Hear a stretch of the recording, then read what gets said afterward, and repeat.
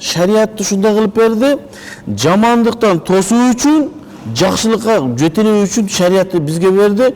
Бул нерсе Аллах Тааланын хаким экендигин сыпаты дейт. Аллах Таала биздин ибадатыбызга муктаж эмес. Муктаж эмес, биз муктажбыз Аллах Таалага. Ибадат кылып анын ыраазычылыгын тапканга. Ошон үчүн Аллах Таала эгерде шариатты бизге парыз кылып аткан болсо, өзүнө пайдасы жок. Аллах Таалага ганиюн, эч нерсеге муктаж эмес. Демек, шариаттын бизге парыз болуусунун максаты эле эмне экен? Бизди ийгиликте, жакшылыкта жашообуз үчүн. Ошон үчүн бизге эки нур бериптир. Биринчиси бул шариат нуру. Эгер шариат нуру менен жашасак, биз иншалла бактылуу жашайт экенбиз. Жамандыктан шариат бизди кайтарат, жакшылыкка чакырат экен. Эми ошол шариатты туура түшүнүү үчүн бизге эмне керек?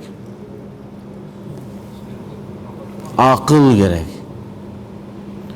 Анан Аллах Таала айбандардан айырмалап бизге акыл берген. Акыл дагы Кудай берген неамат.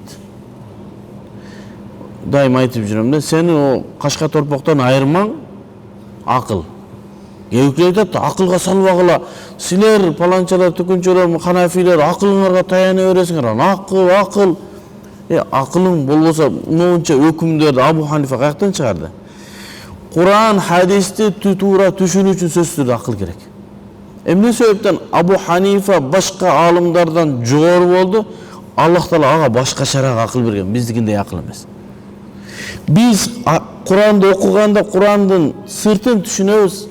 Абу Ханифа рахматуллахи алейх Курандын нар жагындагы адамдарга көрүнмөгөн маанилерди түшүндүрдү.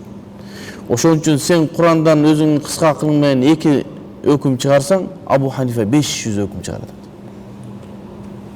Эми ошо нурул акыл менен шариатты топ келдирип, анан кийин азыркы жаңы пайда болгон маселелерге биз эмнелерди, маселелерди, өкүмдөрдү чыгарып беребиз.